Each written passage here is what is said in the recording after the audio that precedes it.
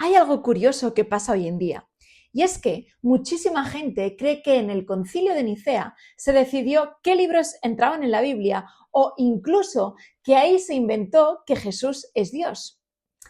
Y lo interesante es que estas ideas no solo están fuera del cristianismo. Bienvenidos a Teología con Dam. Soy Damaris Bonales, licenciada en Teología, y este es el lugar donde en cada episodio nos sumergiremos en el conocimiento para acercarnos más a Dios. Muchos cristianos tampoco tienen claro qué ocurrió realmente en el concilio, pero la realidad es otra muy distinta. El Concilio de Nicea no creó la doctrina cristiana, no inventó tampoco nada nuevo. Lo que hizo fue algo mucho más importante: defender lo que ya se creía desde el principio. Y para entender esto, tenemos que viajar al año 325 después de Cristo. En ese momento, el cristianismo estaba viviendo un cambio radical. Durante casi 3 siglos había sido perseguido. Muchos cristianos habían sido arrestados, torturados e incluso ejecutados, como los discípulos. Ser cristiano no era cómodo, no era cultural, no era popular. Pero todo eso cambia con la llegada de Constantino.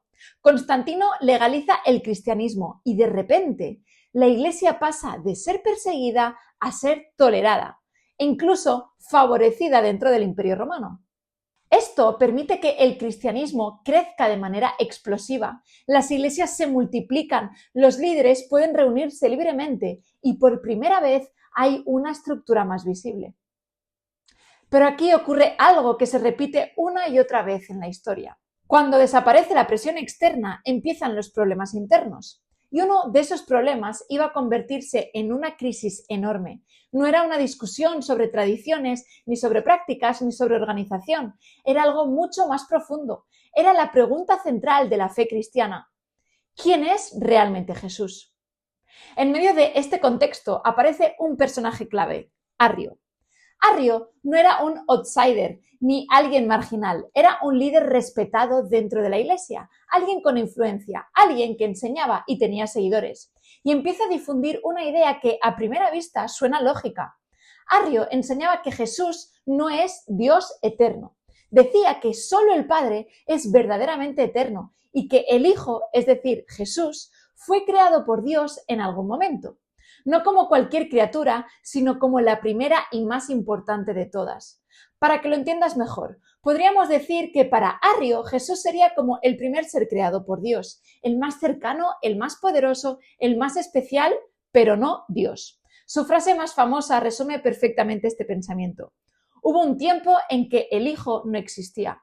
Y aquí está la clave. Si hubo un momento en el que Jesús no existía, entonces Jesús no es eterno. Y si no es eterno, no puede ser Dios. Lo interesante es que esta idea no parecía absurda. De hecho, parecía bastante lógica. Arrio razonaba de la siguiente manera: si Jesús es llamado Hijo, entonces tuvo que haber un momento en el que fue engendrado. Y si fue engendrado, entonces tuvo un comienzo. Y si tuvo un comienzo, entonces no es eterno como el Padre. Es un razonamiento humano, coherente, ordenado. Y precisamente por eso es tan peligroso, porque cuando algo suena lógico, es más fácil que la gente lo acepte. Pero el problema es que Arrio estaba haciendo algo fundamentalmente incorrecto. Estaba intentando encajar a Dios dentro de categorías humanas. Y ahí es donde todo se rompe, porque las consecuencias de su enseñanza no eran pequeñas, eran devastadoras. Si Jesús es creado, entonces no es eterno. Si no es eterno, entonces no es Dios. Y si no es Dios, entonces no puede salvar. Esto no es un detalle teológico sin importancia. Esto destruye el corazón del cristianismo.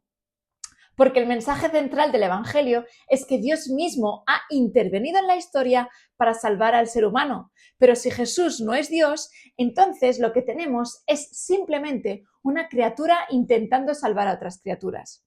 Y eso no es suficiente. El Nuevo Testamento presenta a Jesús de una forma completamente distinta, no como un ser creado, sino como eterno, como creador, como digno de adoración. Y esto es clave, porque la base de la fe cristiana no está en concilios posteriores, sino en la enseñanza de los apóstoles, que son el fundamento de la Iglesia. Arrio no estaba creando una nueva religión, pero sí estaba redefiniendo quién es Jesús. Y cuando cambias quién es Jesús, cambias todo. Por eso su enseñanza no fue algo que se pudiera ignorar. Se extendió rápidamente, dividió iglesias, generó debates intensos y puso tensión en toda la comunidad cristiana.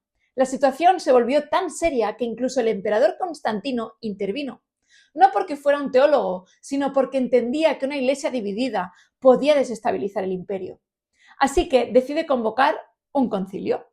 Un gran encuentro de líderes cristianos de diferentes regiones. El lugar elegido fue Nicea, y allí se reunieron más de 300 obispos con un objetivo claro: resolver esta crisis. No estaban allí para inventar nuevas doctrinas, sino para aclarar lo que la Iglesia ya creía. En medio de ese concilio aparece otra figura clave, Atanasio de Alejandría. Atanasio entendió algo que muchos no veían con claridad. Esto no era un debate secundario, no era una discusión académica, era una cuestión de vida o muerte para la fe cristiana. Y su postura fue firme, clara y sin concesiones. Jesús no es parecido a Dios. Jesús es Dios, sin matices, sin medias verdades, sin términos ambiguos. El concilio, después de debatir intensamente, llegó a una conclusión que marcaría la historia. Introdujeron una palabra clave, homoousios, que significa de la misma sustancia. Con esta palabra afirmaban que Jesús no es una criatura, ni un ser inferior, ni algo intermedio. Jesús es de la misma naturaleza que el Padre, es decir, verdadero Dios. Esto no fue un intento de filosofar, fue un intento de proteger la verdad bíblica frente a un error que parecía razonable. Aquí es importante entender algo desde una perspectiva protestante.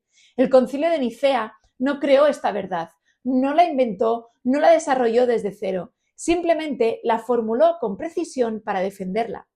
Porque la autoridad final no es un concilio, sino la palabra de Dios y lo que los apóstoles ya habían enseñado desde el principio. También es importante desmontar algunos mitos. En Nicea no se decidió qué libros iban en la Biblia, no se creó el canon, no se votó la divinidad de Jesús como si fuera una opinión.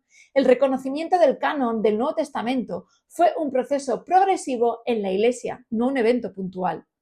Nicea no trata de política religiosa, no trata de poder, no trata de imponer ideas, trata de algo mucho más profundo, de perseverar la identidad de Jesús. Porque al final todo se reduce a eso. ¿Quién es Jesús? Y esa no es solo una pregunta histórica, es una pregunta personal. Si Jesús no es Dios, entonces no puede salvarme. Pero si Jesús es Dios, entonces no puedo ignorarlo. Y eso es exactamente lo que estaba en juego en Nicea y sigue siendo lo que está en juego hoy. ¿Quién es Jesús para ti? ¿Cómo lo definirías? Te leo en comentarios.